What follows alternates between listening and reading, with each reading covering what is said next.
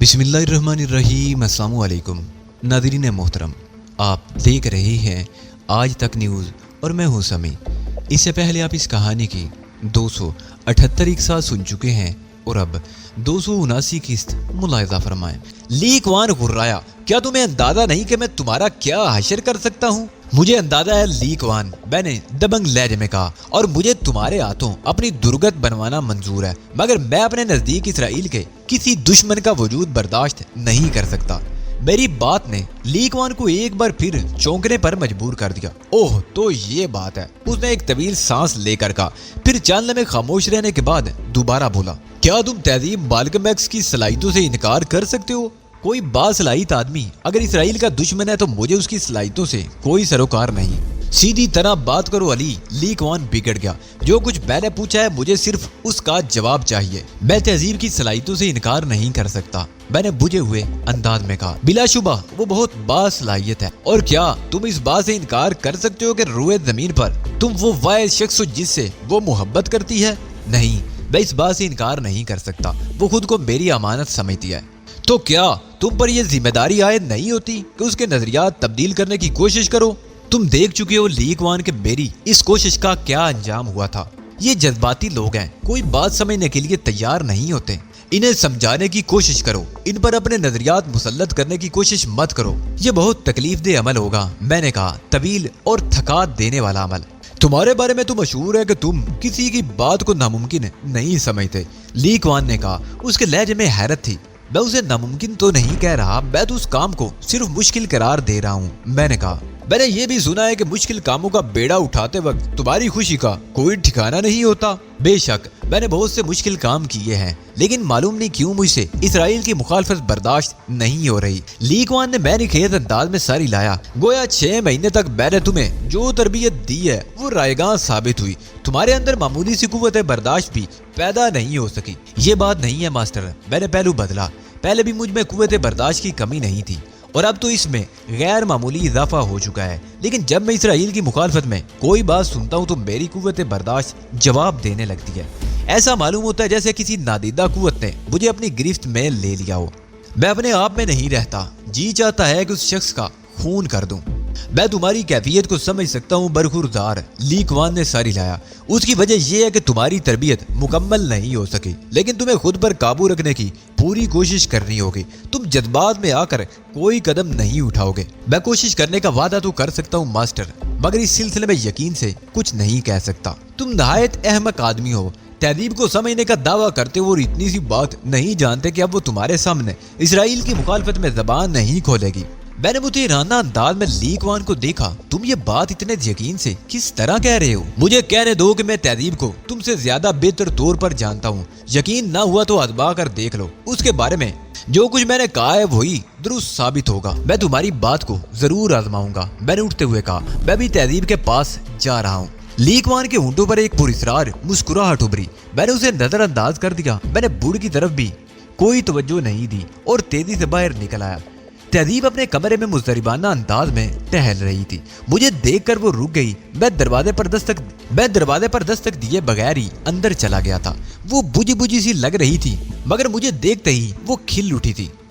तुम मुझसे नाराज होकर चले गए थे ना अली, उसने बेताबाना अंदाज में कहा। अपनी तहजीब से नाराज मत हुआ करो अली।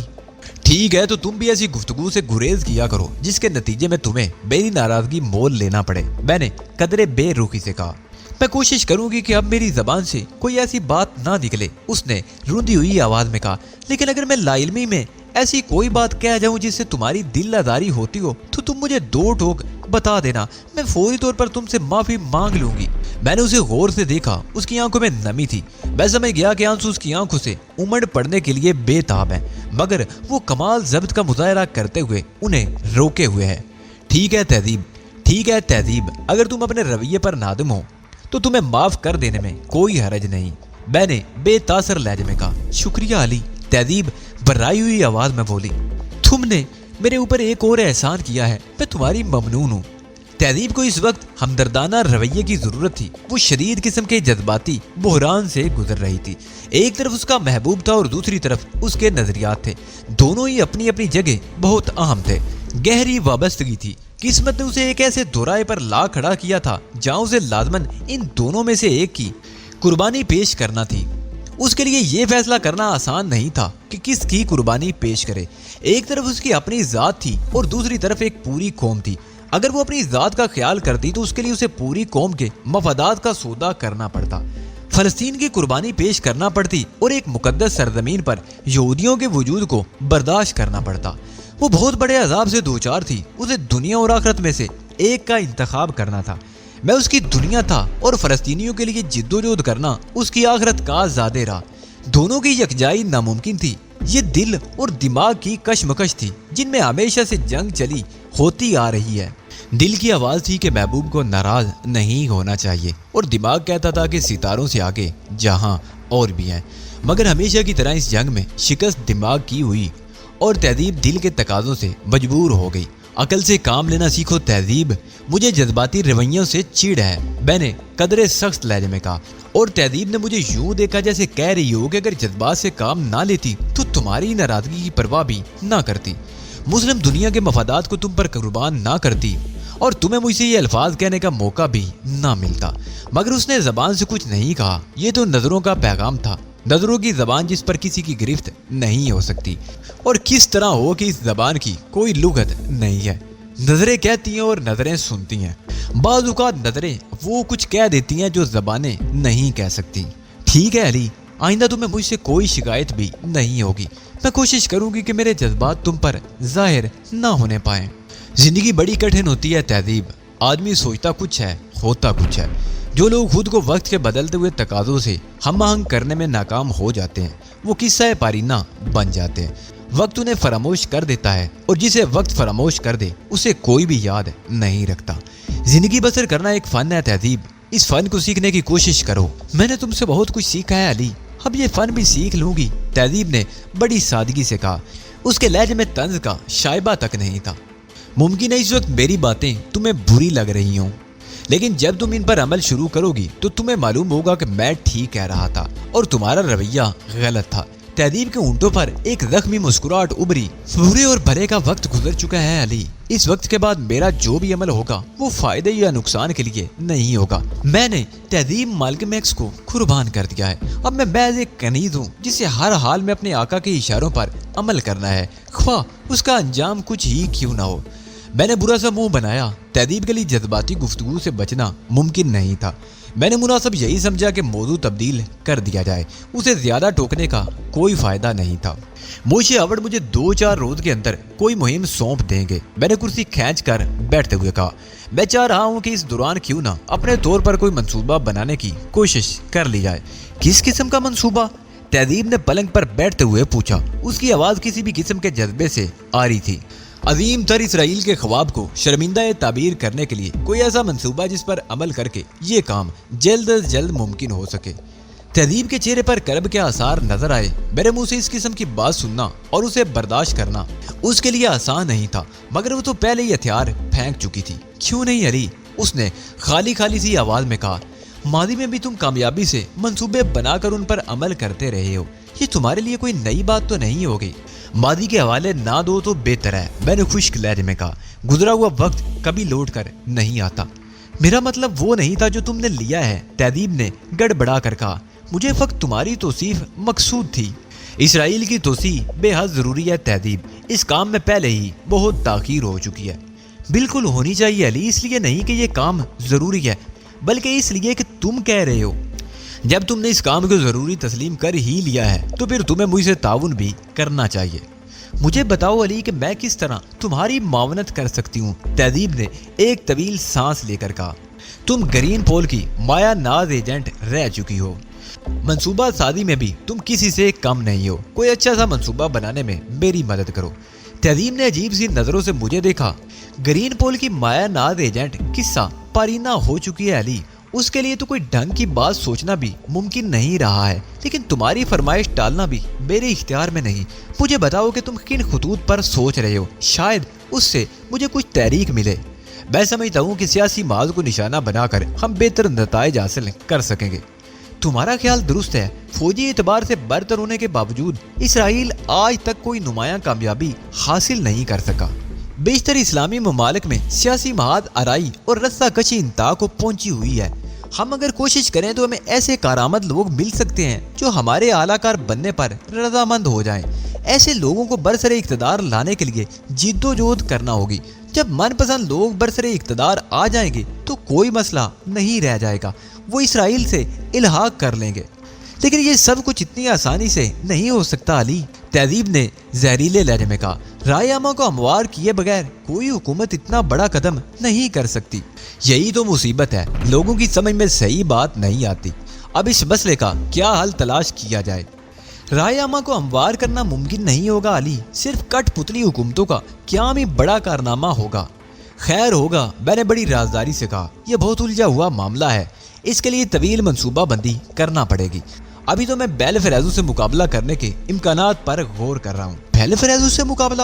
تہذیب نے حیران ہو کر کہا، کیا وہ اس قابل بچا ہوگا کہ کسی سے بھی مقابلہ کر سکے؟ لیگ وان کا کہنا ہے کہ فوری طبی امداد مل جانے کی وجہ سے وہ کوئی بڑا نقصان اٹھانے سے بچ گیا ہے۔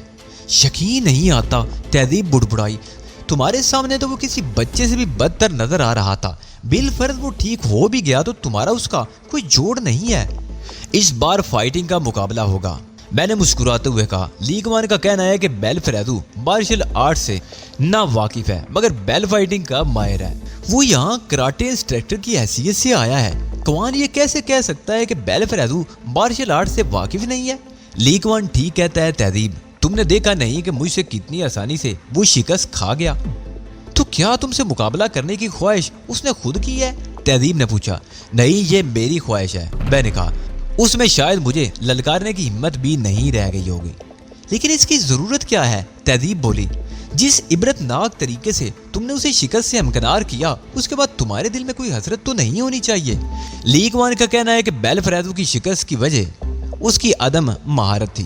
اس کا مطلب یہ ہوا کہ مقابلہ بے وجہ تھا۔ میں اس داغ کو مٹانا چاہتا ہوں کہ میں نے اپنے سے کم تر کسی شخص سے مقابلہ کیا تھا، اس لیے میں نے بیل فریزو سے اس میدان میں مقابلہ کرنے کا فیصلہ کیا ہے جس کا وہ ماہر ہے۔ اس کی ضرورت تو نہیں ہے علی، تہذیب نے تشویش سے کہا۔ وہ بیل فائٹنگ کا ماہر ہے اور تم اس خطرناک کھیل کے بارے میں کچھ بھی نہیں جانتے۔ اتنا تو خیر میں جانتا ہی ہوں کہ اس کھیل میں آدمی خالی ہاتھ ایک بینسے کا مقابلہ کرنا ہوتا ہے۔ خالی ہاتھ تو نہیں چیف، دروازے کی طرف سے بوڑھ کی آواز آئی۔ مقابلہ کرنے والے کے ہاتھ میں سرخ رنگ کا ایک کپڑا ہوتا ہے جسے بینسے کے سامنے لہرا کر بینسے کی سمت تبدیل کی جا سکتی ہے۔ بینسی کی تربیت اس انداز میں کی جاتی ہے کہ وہ سرخ کپڑے پر ہی حملہ آور ہوتا ہے۔ میں نے بڑے غور سے بوڑھ کو دیکھا جو بڑی بے پرواہی سے دوسری کرسی کھینچ کر اس پر بیٹھ چکا تھا۔ میں سمجھ گیا تھا کہ بوڑھ کے اس غیر معمولی رویے کے پیچھے لیگ وان کا ہاتھ ہے۔ اس نے بوڑھ کو کچھ سکھا پڑھا کر بھیجا ہوگا، ورنہ کچھ دیر قبل تو بوڑھ میرے سامنے بھیگی بلی بنا ہوا تھا اور اب یوں معلوم ہو رہا تھا جیسے اس کی نظر میں میری کوئی اہمیت ہی نہ ہو۔ مجھے معلوم ہے بوڑھ، میں نے مسئلہ نرم لہجے میں کہا، لیکن وہ سرخ کپڑا کوئی ہتھیار تو نہیں ہوتا جسے بینسے کے خلاف استعمال کیا جا سکتا ہو۔ وہ ایک طرح کے ہتھیار ہی ہوتا ہے چیف۔ بیل فائٹر کی مہارت یہی ہوتی ہے کہ خود بچ کر بینسے کو سرخ کپڑے میں الجھائے رکھے، اور دوسرا ہتھیار وہ اسسٹنٹ ہوتا ہے جو بیل فائٹر کے ساتھ موجود ہوتا ہے، تہذیب نے کہا۔ اس لیے کہ یہ بہت خطرناک کھیل ہے، بیل فائٹر کسی وقت بھی زخمی ہو سکتا ہے، اس وجہ سے احتیاطاً ایک اسسٹنٹ بھی موجود رہتا ہے۔ مجھے یہ بات معلوم نہیں تھی، میں نے کہا، لیکن جو کچھ تم نے بتایا اس کے بعد کھیل کی خطرناکی کہاں برقرار رہ گئی؟ بپھرے ہوئے بینسے کی ایک ہی ٹکر بعض اوقات جان لیوا ثابت ہوتی ہے، تہذیب نے کہا۔ اس لیے اسسٹنٹ کے باوجود بیل فائٹنگ کو خطرناک ترین کھیل تصور کیا جاتا ہے۔ مجھے بڑی مایوسی ہوئی ہے، کھیل ہوا کتنا ہی خطرناک کیوں نہ ہو، معاون کی وجہ سے بیکار ہو کر رہ جاتا ہے۔ تب تو تمہیں یہ سن کر بڑی خوشی ہوگی کہ بیل فریزو بغیر کسی معاون کے بینسے کے مقابلے پر اترتا ہے، بوڑھ نے کہا۔ اوہ، میں نے چونک کر بوڑھ کو دیکھا۔ تمہیں یہ بات کس طرح معلوم ہوئی؟ لیگ وان سے معلوم ہوا ہے، بوڑھ نے جواب دیا۔ ابھی اس سے بیل فریزو کے بارے میں ہی گفتگو ہو رہی تھی۔ یہ تو تم نے بہت اچھی خبر سنائی، میں نے کہا۔ اب بیل فریزو سے مقابلہ کرنے میں مزہ آئے گا۔ لیکن علی، یہ مقابلہ ہوگا کہاں؟ یہاں اس جزیرے پر تو بیل فائٹنگ کا مقابلہ ہونا ممکن نظر نہیں آتا۔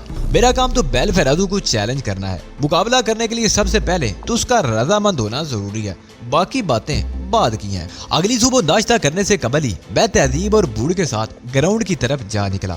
ہم تینوں ہی وہاں بیل فریزو کو دیکھ کر حیران رہ گئے۔ لیگ وان نے ہمیں اس بارے میں پہلے ہی بتا دیا تھا، لیکن اس کے باوجود اسے معمول کے مطابق कराटे की मुश्किल वर्जिशें कराते देखकर हैरत पर काबू रखना मुश्किल हो गया था।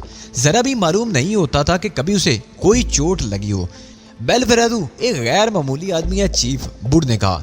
कोई और होता तो कई रोज तक हिल भी नहीं सकता था। मोशी हावर्ड गैर मामूली शख्सियत के मालिक हैं वुड, मैंने बड़ी अकीदतमंदी से कहा। ये उन्हीं की तैयार करदा दवाओं का इजाद है। बेल्फेराजू का इसमें कोई कमाल नहीं है।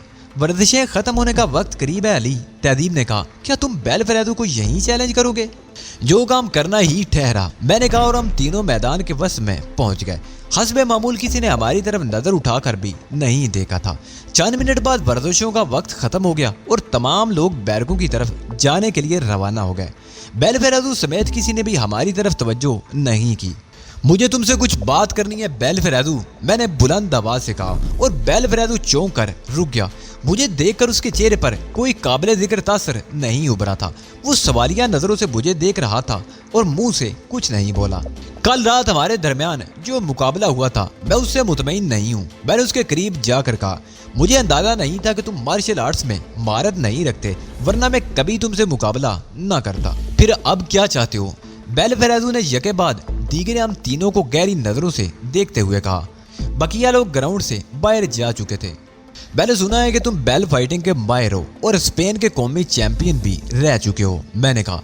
ये बात दुरुस्त है, बेल्फेराजू बोला। उसकी आंखें चमकने लगी थी। गालिबन उसने मेरे अज़ाइम का अंदाजा कर लिया था। तुम्हारे साथ जो ज्यादती हुई, मैं उसका अजाला करना चाहता हूँ। अगर तुम पसंद करो तो मैं बेल फाइटिंग के मैदान में तुमसे मुकाबला करने को तैयार हूँ। उससे क्या फायदा होगा? बेल्फेराजू ने कहा। उसकी आंखों की चमक में इजाफा हो गया था। शायद तुम ये महसूस करते हो कि तुम्हारी तौहीन हुई है। मैं ये हिसाब बेबाक कर देने का ख्वाह हूँ। जाहिर है मैं तो बेल फाइटिंग की अलिफ से भी वाकिफ नहीं हूँ। तुम्हें चाहिए था कि इस सिलसिले में मोशी हावर्ड से बात करते, बेल्फेराजू ने कहा। मोशी हावर्ड से मैं जरूर बात करूंगा, लेकिन उससे कबल तुम्हारी रजामंदी हासिल करना बहुत जरूरी था। मैं तुम्हें एक खुला मौका फराहम कर रहा हूँ। अब ये तुम पर मुनसर है कि इससे फायदा उठाओ या ना उठाओ। बेल्फेराजू को जाहिर है क्या एतराज हो सकता था। उसने हामी भर ली और मैं सीधा ली क्वान के पास चला गया। तुम बाज नहीं आओगे, ली क्वान ने बेल्फेराजू की रजामंदी की खबर सुनकर मुस्कुराते हुए कहा। मैं नाश्ते के बाद मोशी हावर्ड से बात करके तुम्हें बताता हूँ। मुझे रैंडल के जवाब के लिए ज्यादा इंतजार नहीं करना पड़ा। एक ही घंटे बाद मेरा बुलावा आ गया। ली क्वान ने बताया कि तुम बेल फाइटिंग के मैदान में नबर्द आजमा होने के ख्वाह हो। रैंडल ने पूछा। वो उसी स्क्रीन के जरिए मुझसे मुखातिब था जिस पर पहली बार उससे मेरी बात हुई थी। इस बार मेरे साथ ली क्वान था और हम दोनों हाल के वस्त में खड़े थे। आपने बिल्कुल दुरुस्त सुना है मोहतरम मोशी हावर्ड, मैंने मोदबाना अंदाज में कहा। मैं बेल्फेराजू को उसकी फील्ड में शिकस्त देना चाहता हूँ। क्या तुम भी कभी बेल फाइटर रह चुके हो? रैंडल ने सवाल किया। नहीं, इस खेल से मेरी वाकफियत सिर्फ सुनी सुनाई बातों तक महदूद है। मैंने तो कभी बेल फाइटिंग का कोई मुकाबला देखा तक भी नहीं।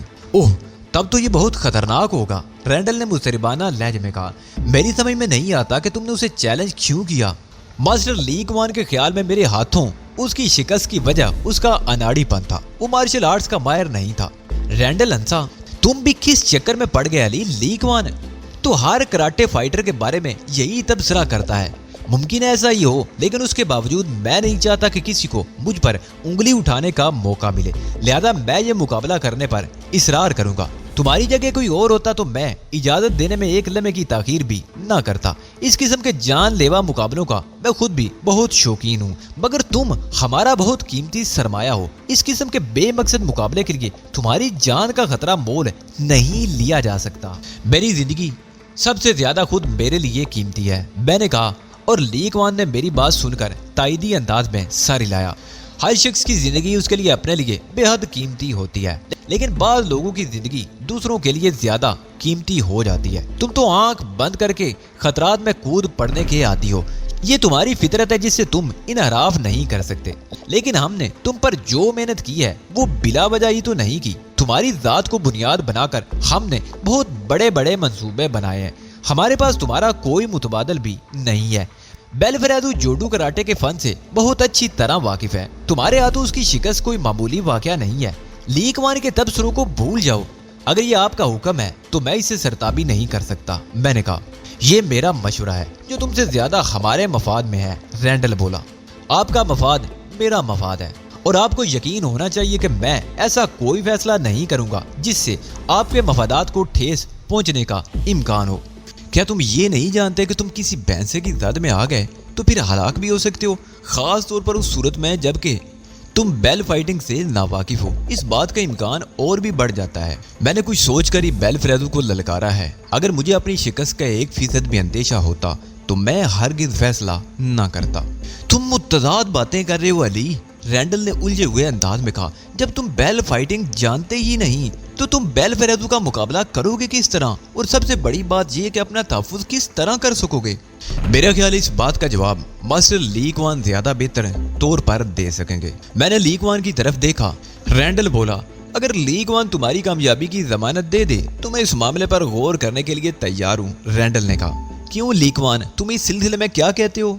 अली मेरा शागिर्द है, ली क्वान ने फख्रिया लहजे में कहा, और जिसे ली क्वान की शागिर्दी का शर्फ हासिल हो वो किसी मामले में भी किसी से शिकस्त नहीं खा सकता। यानी तुम्हारा मतलब है अली यार खान बेल फेरेदू को हरा देगा? रैंडल ने हैरत से कहा, बेल फेरेदू की औकात ही क्या है? ली क्वान ने हकारत से कहा, अली यार खान से मुकाबला करना है तो किसी आर्टिस्ट को इसके मुकाबले पर लाओ। तुम क्या कह रहे हो ली क्वान? बेल फेरेदू फाइटिंग का माहिर है, वो स्पेन का कौमी चैंपियन रह चुका है और तुम इस बात से वाकिफ भी हो। ली क्वान अजीब से अंदाज में हंसा। वो स्पेन का कौमी चैंपियन सिर्फ इसलिए बन गया था कि वहाँ ना ली क्वान था और ना उसका कोई शागिर्द। तुमने मेरे अंदर आतिशी शौक भड़का दिया ली क्वान, रैंडल ने एक तवील सांस लेकर कहा। अब चाहे अली को कोई नुकसान ही क्यों ना पहुंच जाए, मैं ये मुकाबला जरूर मुनक्कद कराऊंगा। जरा मैं भी तो देखूं कि अली पर तुम्हारी मेहनत किस हद तक बारअबर साबित हुई है। मैं इस मुकाबले के लिए सख्त बेचैन हूँ मोशे हावर्ड, मैंने कहा। मालूम नहीं मुझे कितना अरसा इंतजार करना पड़ेगा। मैं तुमसे ज्यादा बेचैन हूँ, रैंडल ने कहा। बेफिक्र रहो, परसों शाम तक सारे मामलात मुकम्मल हो चुके होंगे। तुमसे जबरदस्त गलती हुई है, तहजीब ने कहा। मैं इतनी ज्यादा मुखालफत करती रही मगर तुमने मेरी बात पर कान तक नहीं धरे। अब देखना तुम्हारा क्या असर होगा। चीफ की सलाहियतों से इनकार मुमकिन नहीं, बुढ़ बोला, मगर हर काम के उसूल होते हैं। प्रैक्टिस के बगैर तो कोई माहिर भी सही परफॉर्मेंस नहीं दे सकता। कहाँ की प्रैक्टिस और किस चीज की प्रैक्टिस? तहजीब ने भिन्ना कर कहा। प्रैक्टिस तो बाद में की जाती है, पहला मरहला तो सीखने का होता है। जो शख्स किसी काम से वाकिफ ही ना हो वो प्रैक्टिस क्या खाक करेगा? यहाँ ना तो कोई बैंसा मुयस्सर आएगा और ना ही बेल फाइटर। यहाँ ना तो कोई बैंसा मुयस्सर आएगा और ना ही बेल फाइटर, बुढ़ ने कहा। वरना मैं कोशिश करता कि चीफ को 2 दिन में बेल फाइटिंग सिखा दी जाए। मैं पलंग पर लेटा खामोशी से उन दोनों की गुफ्तगू सुन रहा था। तहजीब और बुढ़ कुर्सियों पर बैठे थे और जब से उन्होंने परसों होने वाले मुकाबले की खबर सुनी थी मुस्तकिल तबसरे किए जा रहे थे। जो शख्स खुद अपने आप से दुश्मनी पर आमादा हो कोई और उसके लिए कुछ नहीं कर सकता, तहजीब ने कहा। लिहाजा मेरा ख्याल है कि तशवीश में मुब्तला होने से हमें कुछ हासिल नहीं होगा। मैं करवट बदल कर उठ बैठा। मैं अंदर आ सकती हूँ? दरवाजे की तरफ से मरजाना की आवाज आई और हम सब हैरान हो गए। आओ आओ, मैंने कहा। तुम तो गायब ही हो गई थी जैसे गधे के सर से सींग, मरजाने ने हंसते हुए कहा और अंदर आ गई। मैं एक अहम काम के सिलसिले में बाहर चली गई थी, आज ही वापस आई हूँ। उसने गर्मजोशी के साथ मुझसे हाथ मिलाया। मुबारक हो, अब तुम भी हम में शामिल हो गए। मैंने उसकी बात का कोई जवाब नहीं दिया मगर तहजीब के चेहरे से नागवारी जाहिर होने लगी थी और वो कीना तोड़ नजरों से मरजानों को घूरे जा रही थी। अभी यहाँ बहस हो रही थी कि मैंने बेल फेरेदू से मुकाबले का फैसला करके गलती की है। तहजीब के कुछ कहने से कबल ही मैं बोल पड़ा। बज़ाहिर तो ये फैसला गलत ही मालूम होता है, मरजाना ने कहा, लेकिन जब ये फैसला तुमने किया है और मोशे हावर्ड और मास्टर ली क्वान ने इस पर एतराज नहीं किया गया तो फिर ये दुरुस्त ही होगा। उन दोनों को अली के इस फैसले पर भला क्या एतराज हो सकता है? तहजीब ने जहरीले लहजे में कहा। अगर कोई नुकसान पहुंचा तो अली को पहुंचेगा, उन दोनों का तो कुछ नहीं बिगड़ेगा। कैसे नहीं बिगड़ेगा मैडम एक्स? मरजाना ने मुस्कुरा कर कहा। अली मास्टर ली क्वान के इकलौते शागिर्द हैं और मोशे हावर्ड के मुस्तकबिल की उम्मीदों का वाहिद मरकज। आप ये भी भूल रही हैं कि मैडम चीफ की इकलौती महबूबा हैं। होश में रहकर गुफ्तगू करो बूढ़, तहजीब गुर्राई। बाज़ औक़ात तुम सारी हुदूदें फलांग जाते हो। मैं माफी चाहता हूँ मैडम, बूढ़ ने सहम जाने की अदाकारी की।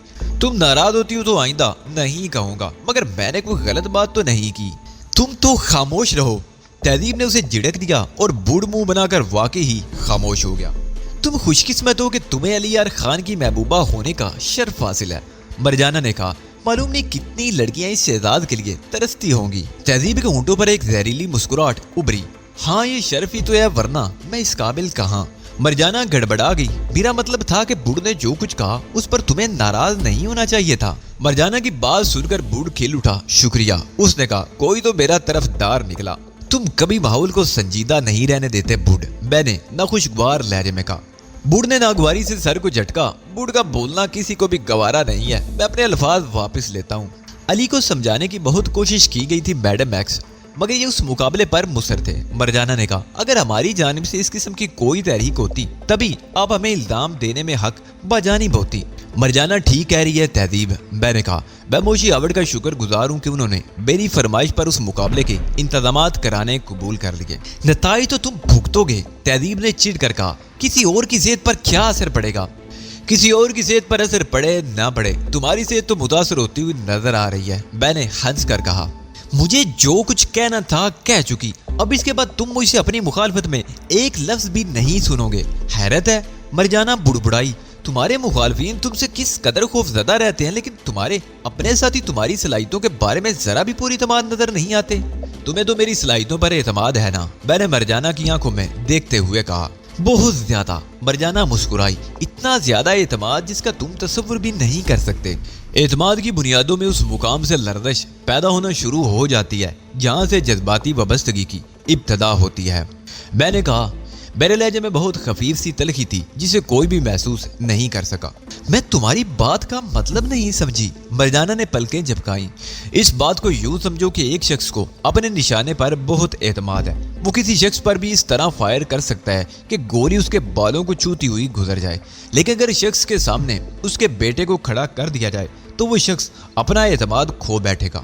میں سمجھ گئی، مرجانہ نے سر ہلا کر کہا۔ تمہارا مطلب ہے کہ تمہارے ساتھی تم سے بہت محبت کرتے ہیں، اس لیے وہ تمہیں اس مقابلے سے روک رہے ہیں۔ نہ صرف محبت کرتے ہیں بلکہ یہ بھی جانتے ہیں کہ میں بیل فائٹنگ کے میدان میں بالکل ہی کوڑا ہوں، اس لیے بھی یہ گھبرا رہے ہیں۔ یہ الجھن تو مجھے بھی ہے کہ تم نے کس بل پر چیلنج کرنے کی ہمت کی۔ لی گوان نے بھی مجھے اس کی اجازت دے دی ہے، میں نے مرجانہ کی آنکھوں میں دیکھتے ہوئے مسکرا کر کہا۔ تمہیں شاید اندازہ بھی نہ ہو کہ تم کتنے خوش قسمت آدمی ہو، مرجانہ نے کہا۔ لی گوان کسی کو اپنا فن سکھانے کے لیے آمادہ نہیں ہوتا تھا۔ مجھے اپنی خوش قسمتی کا تم سے زیادہ اندازہ ہے، میں نے تندیا لہجے میں کہا۔